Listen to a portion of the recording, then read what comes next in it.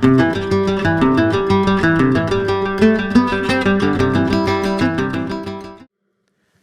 we are moving now to the panel. If you have any questions to me, please go ahead. If not, then we start with the panel. And first of all, I would like to start with tourist industry on the Baltic Sea and general, how is it doing? Ulla, what would you say? What is the current and future outlook for tourism industry in the Baltic Sea region?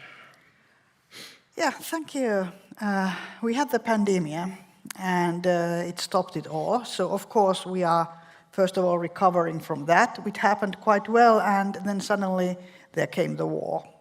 Russia attacked Ukraine, and of course, even though we think here that we have, we are far away from everything, we are actually very close to Russia, and it has its influence. And how would I say, there has been a lot of trips that have been somehow connected to St. Petersburg or Russia, and all those were cancelled. So of course it took a lot of efforts to find new. But I've also seen that it can be seen as an opportunity as well. So now when they are not anymore going to Stockholm, Helsinki, St. Petersburg, Tallinn, they start to look for other alternatives, what can be found over there. And I've seen several very interesting, not probably volume-wise very big ones, but there are a lot of small towns in the Baltic Sea area which are kind of recovering for having, when you skip the St. Petersburg, you can go somewhere else. So I wouldn't say it looked too bad. It is a big change, and we just have to grasp it.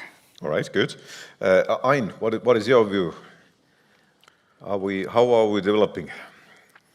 Yeah, scenery has changed, definitely, and I would say that in, let's say, blue economy context, if you look at our tourism and hospitality, definitely the Baltic Sea region in a shorter perspective is going to win from this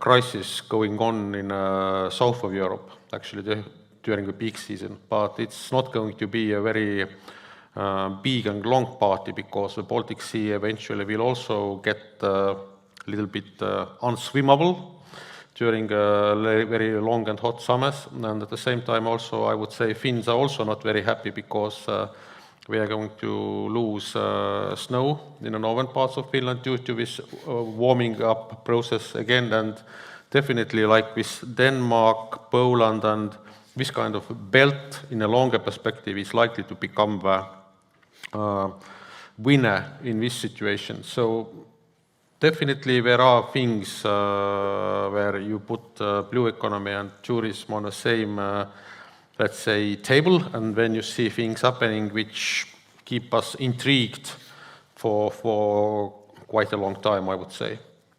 All right. Simone, Ulla mentioned that we had COVID crisis for many years, then the war came. She didn't mention, but we're actually in the middle of the economic crisis now. How do you see, what should we do to overcome this, or how could we increase the cruise business in this area? Yeah, I agree with Ulla. This situation can bring also a lot of opportunities, and I think it's important here to think out of the box and maybe be creative and look at different products, different approaches.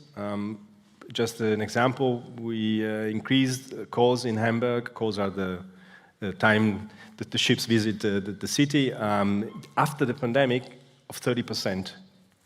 We don't have a season, we are now a winter destination. So looking at, for instance, those months where typically ships are moving to the warm month, could be definitely a chance, but also looking at more exclusive, isolated location which reflects the authenticity of the land, of the culture, and even looking at moving from mainstream cruises, so big ships, but going into the luxury expedition area, which is a segment which we see developing a lot. So I think there are chances, they need to be evaluated, and then needs to be more creativity, maybe. Yeah. Right, thank you. Heigo, what do you think? What is the role of infrastructure companies like Rail Baltica in marketing and targeting the tourists? Definitely, there is the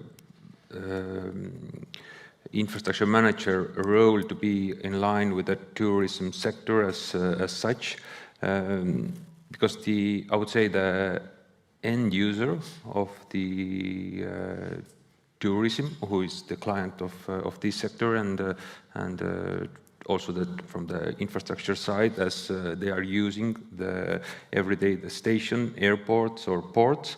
I would say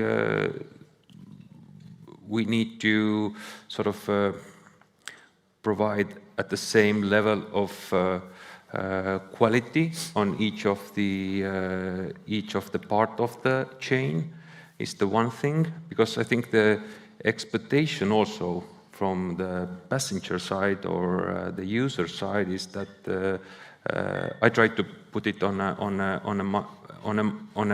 my mind that if I travel, then what is my expectation? Then I would like to see the linked system. I don't want to see that if I go out from the airplane and from the airport, then there's going to be the whole different ecosystem that will face me, and I start installing some new apps and etc. So it's sort of controlling the expectations of passenger, and these probably are the same in a different modes.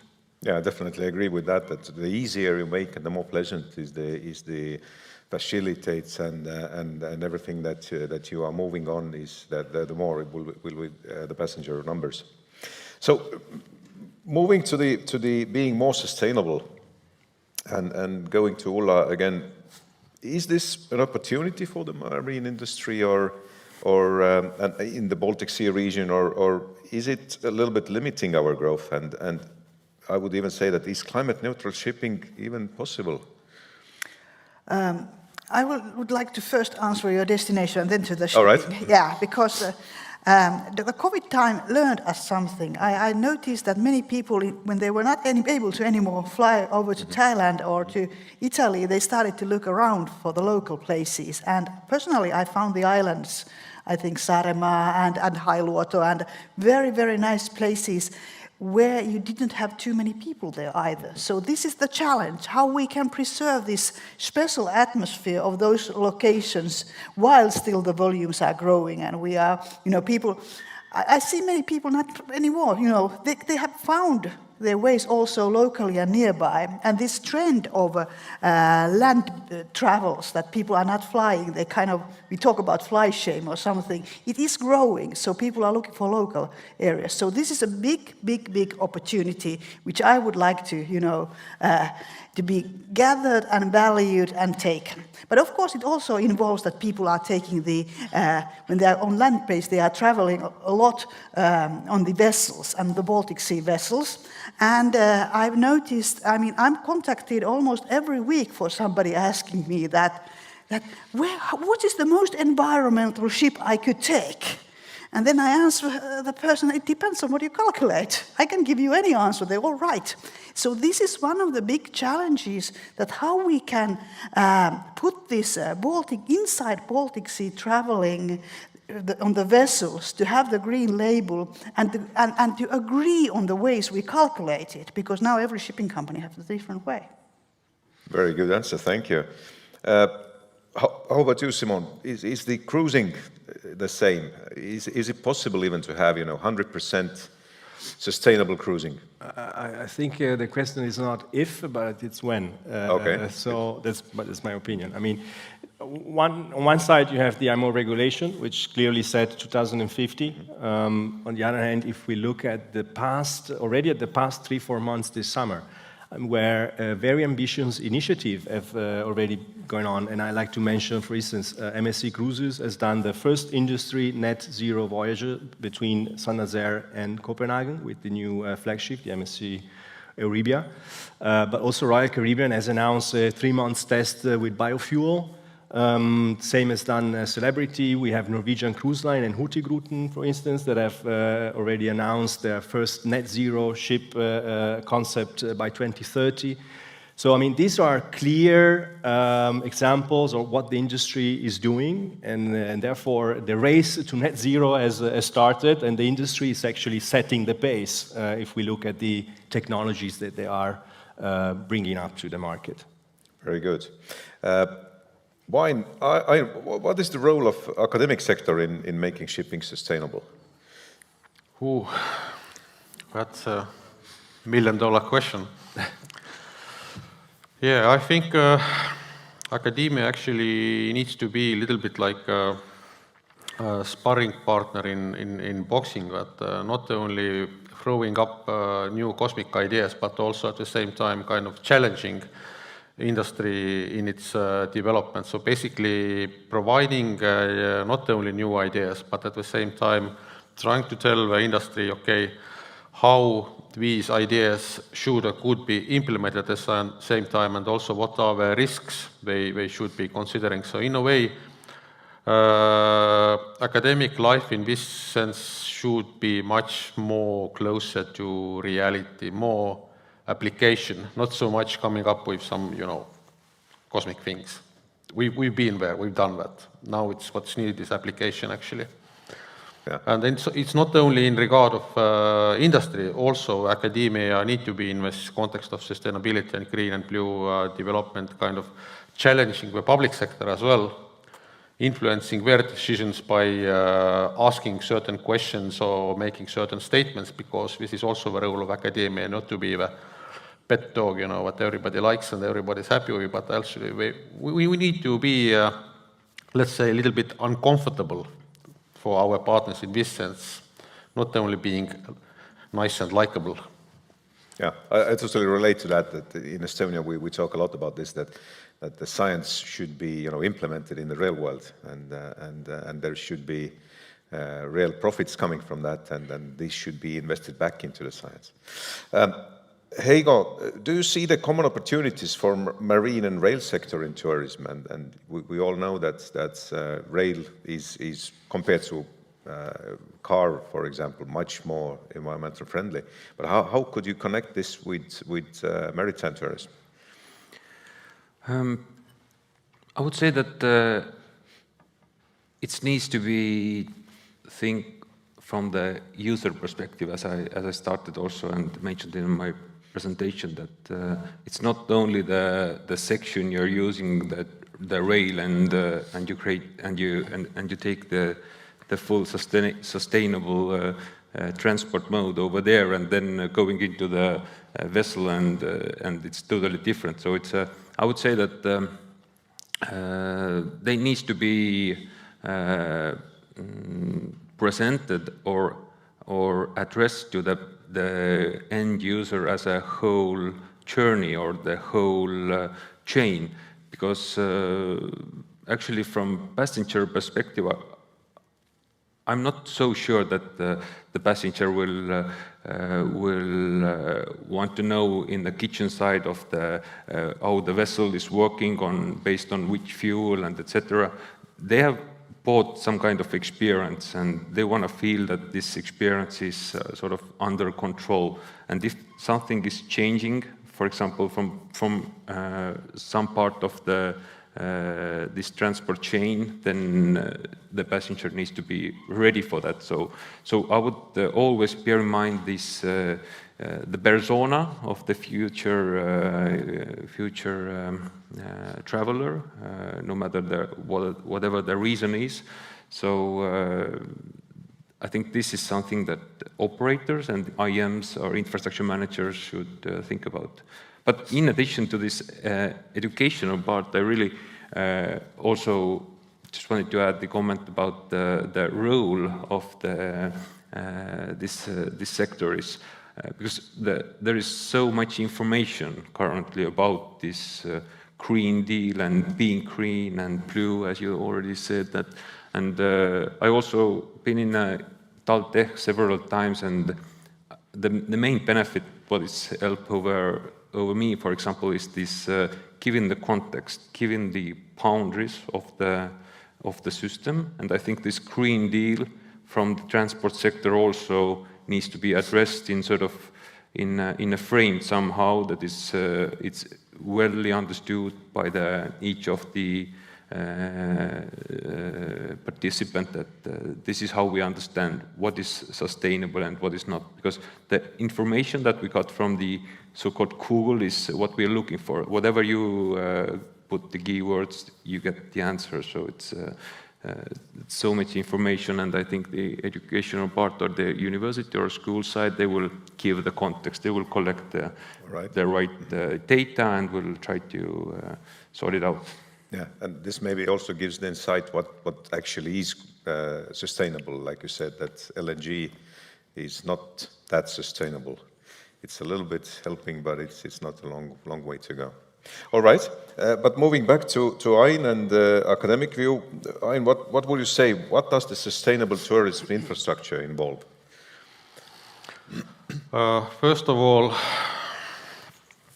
sustainability is not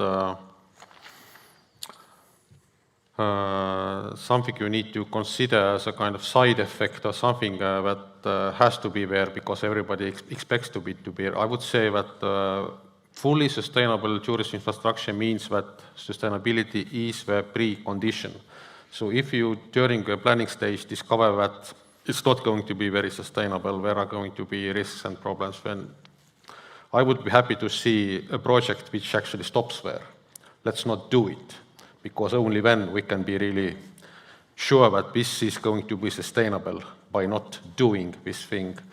Up to now, I basically see that still the sustainability aspect is somehow considered as a necessary risk to be taken, but we'll do it anyway. We know there are risks and we try to be as sustainable as possible, but we are going to be implementing this thing anyway. So definitely this way of thinking that the stability is a precondition, not something that you just add on. That should be really the game changer, this kind of mentality, I would say. Mm-hmm. Okay. Ulla, Simon, touched a little bit in his presentation that who should make or the first move, should it be the ports or the shipping companies? And it's the chicken and the egg question. How would you say, who actually then should take the initiative in this? Should it be the ports, which in many cases are state-owned or local municipality-owned, or should it be the entrepreneurs, the shipping companies? I've seen both. Mm-hmm. I've seen all around me, I see shipping companies taking the initiative, and I see the ports taking the initiative. It depends on how large is are you a shipping company going only with one of the ports, or do you have several ports, or are you a shipping company having only one customer? So it depends on the case, and personally I find this Green Corridor a very good tool, and especially this one, Helsinki-Tallinn, to put them all together on the same table, because there were too many partners in that case. But sometimes it's just a shipping company contacting one port and one fuel operator, and that's enough. Both is the answer. Both, and probably depends where exactly you're working. Yes. All right. Simone? I'd like to, Markus, just to add on that, if you allow me to.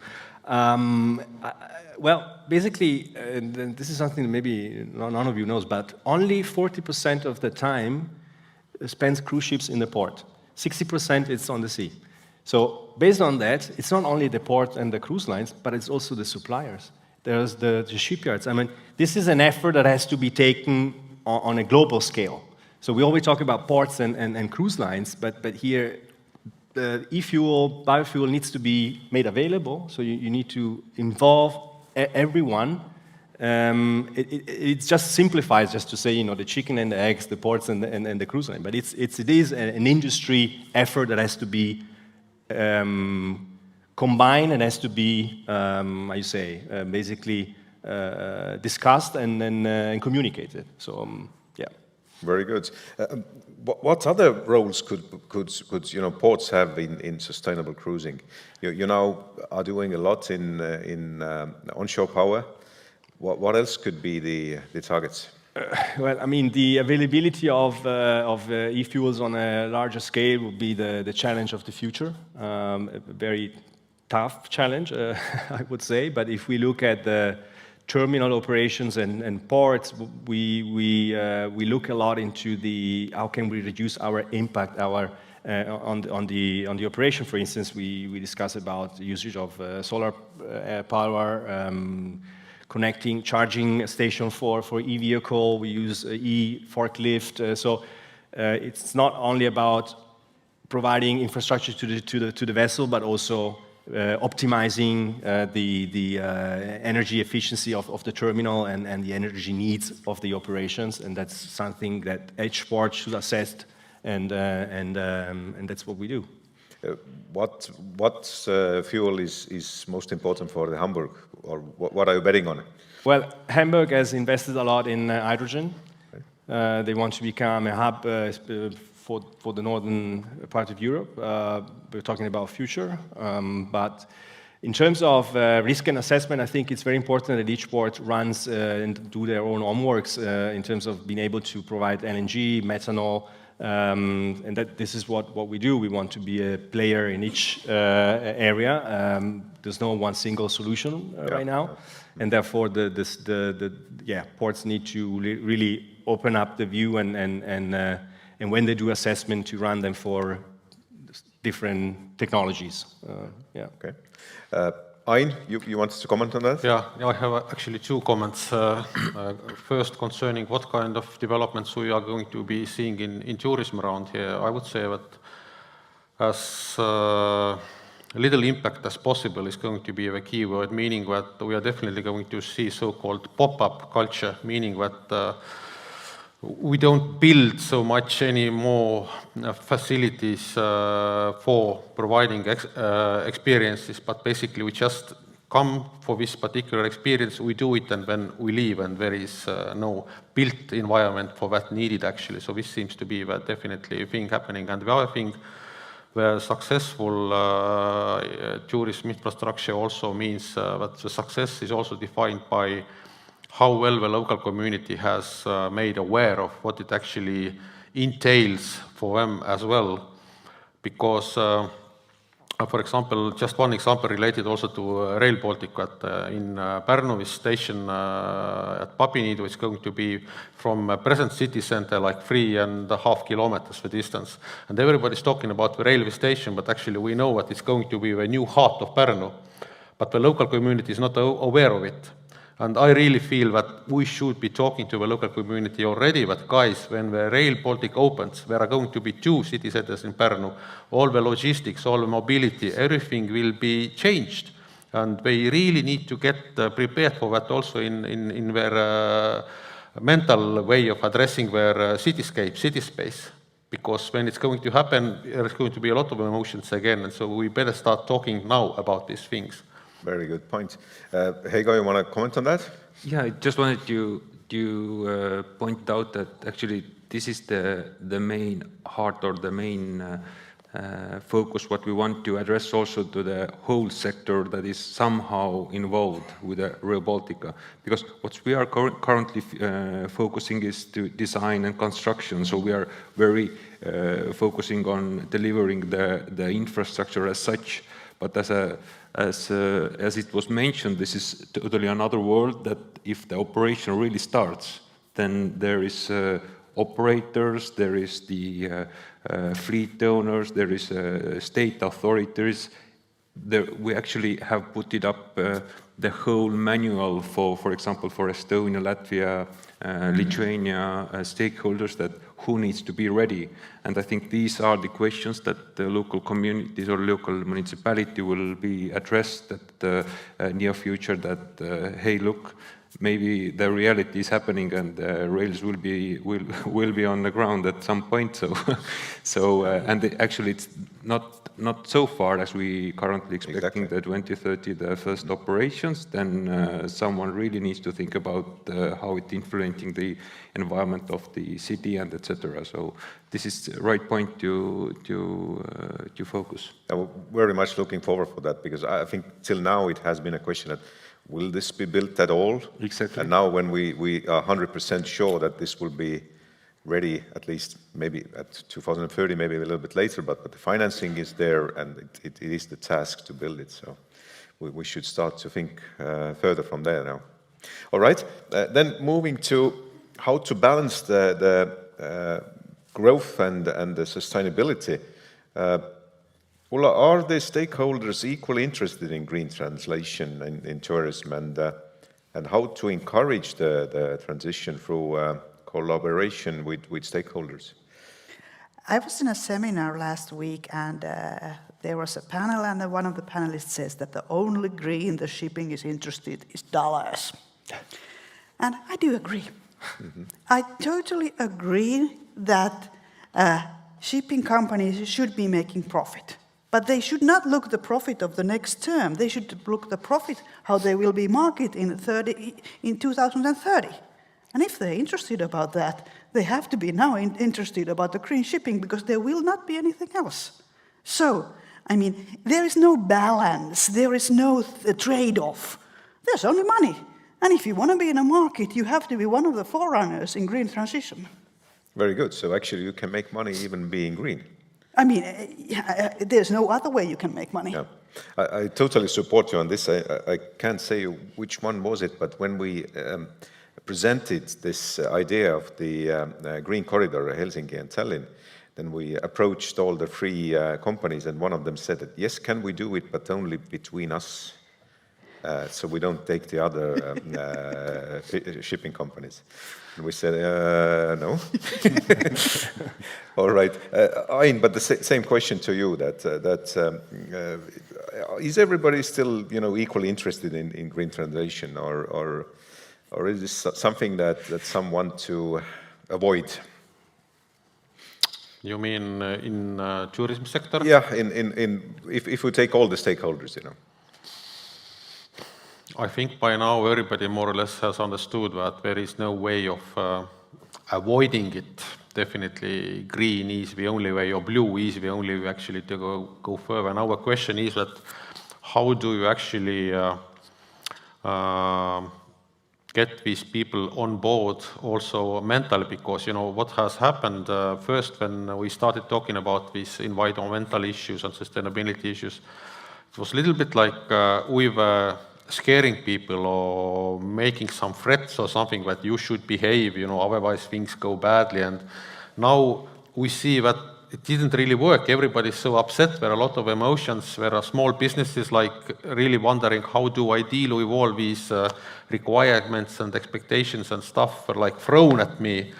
Like now we really need to come back with a kind of positive agenda, in a sense that, okay, let's sit down and talk, and we can tell you exactly what is actually expected from you, what are the new rules, and how we can really go through it step by step, and in a positive engagement way, because we all understand this is the only way to go. Now we just need to find out a kind of positive and supportive way of doing it, instead of throwing out some restrictions or rules or even threats. Very good. Simone, how important is sustainability for actually the cruise passenger? What do you think about that? Well, if I reflect what Ulla just said about the shipping lines that think about dollars, I would say typically the cruise guest is not the most sustainable tourist, but the mindset is definitely changing. And I mean, cruise lines want to operate in the future, so it's definitely paramount that they start approaching young generation. And to do that, you need to change your storytelling. You need to, but it's different. I mean, it varies also from region to region. I mean, we see here in Northern Europe, there's more of a look, an eye on sustainability rather than going abroad, US or different markets. Then it's a different kind of story. But yeah, once again, to be able to operate sustainable for the future, cruise lines will have to start, and they are already, communicating in a different way and to approach the younger generation. Yeah. All right. I have another question for you. The Port of Hamburg is owned by the city of Hamburg, mainly. And what are the concerns of the local community of this or the city in terms of this cruising? Because it's quite a lot of passengers that you are getting there. Yeah, this year we are going to finish the season with over 1 million passengers. I mean, it's a record year. But I think concerns are different based on the destination. I mean, air pollution and over-tourism are the main issues that we always face. But I believe over-tourism it's a matter of also being able to plan things properly. If I look at the summer season in Hamburg, we have weekends where we have a triathlon, a music parade, and then 2 cruise ships. At the same time, you know, when I think, excuse me, we know already 2 years in advance when the cruise ships are coming. Why are you organizing also these events on the same date?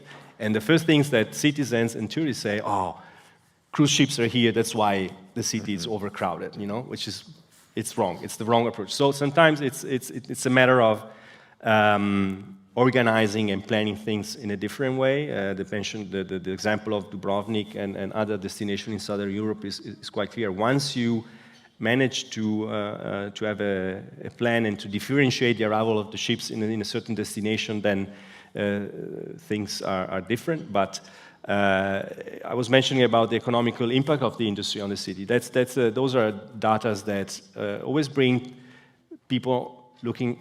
They bring into a different perspective, you know. So it is important to have all the data in your hand and be able to argument that it's not always the ship that it's bringing, you know, the crowds. It's an overlapping of different events. But rather than that, I don't think we have any issues with over-tourism here in Northern Europe, honestly. Okay. Yeah. But what would you say, how much can you grow from this million upwards that this would be an over-tourism already?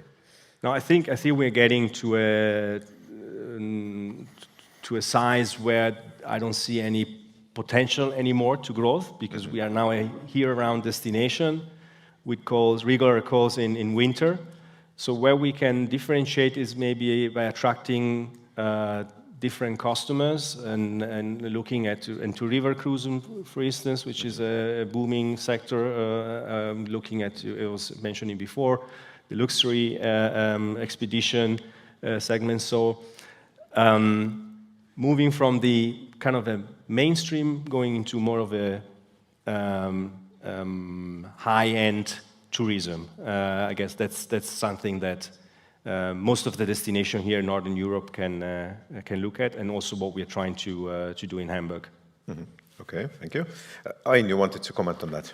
Yeah, concerning this tourism industry and sustainability, I would say that what's needed really that we need to understand that there are so many different stakeholders also in regard of how large businesses we are talking about, and definitely they all need a message that, guys, there are no set models that we just throw at you. Basically, we can sit down with all of you and agree what is the optimum mix of certain things and measures and developments and activities for you. And then basically, I guess it's also going to be much more relatable also for smaller businesses, because back when we started with quality management here in Estonia, I remember that the first quality management manual for assessment was like this. Of course, we remember that we used to have like hotel chain, a local one, Reval Hotel Group. You could go to a Reval Hotel Group with this, but if you go to a tourist farm with this, probably people are not going to be very, very excited about doing quality management. It's like, oh my God. So it's really like finding this right hybrid in a way. Okay, what is the right mix for me? And then I guess people find it so much more relatable after that. They more or less have their own picture of how they can do actually what is expected from them as well. Good point, thank you. So we take some questions. Do we have some? No? Yeah, please, go ahead.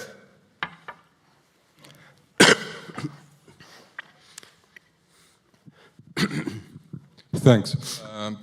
My name is Pekka Alohjärvi and I'm the representative of Green Destinations in Finland. I highly appreciated your presentation and the discussion. And in fact, I try to be brief. I'd like you to think over if green destinations could provide you for the green corridor a certification process using our methods applied so that, because Helsinki is now our client as a city, including the port, of course. So, and Tallinn is similar for green destinations. So I think that logically, the green corridor is the link also between two certified cities. It would be first in the Baltic Sea. As such, it would be first, I suppose, in Europe. As such, it might be globally the first one. Please consider that, I hope, seriously. At least Green Destinations Finland would participate in that, I guarantee. Thanks. Yep, like I said, we actually signed the MoU yesterday, and this is the first step in doing that. The next step would be that we're actually defining, and then we actually today already started to define the working groups on that. So yes, we are definitely moving on with that, and we see that we haven't had any targets yet, but these working groups should put these targets on the place, and very soon then we can also communicate this. But thank you, and really this is something that we definitely will do and achieve this. Any other questions? Yeah, please.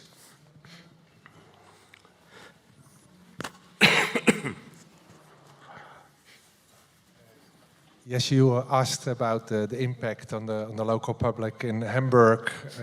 You replied, we have 1 million cruise passengers. But how many tourists in general are visiting Hamburg? That's a good point. I don't have the actual figure, but we're talking about over 10 million, probably. So that's... Yeah, and that's what I noticed, and I brought up in my discussion this morning.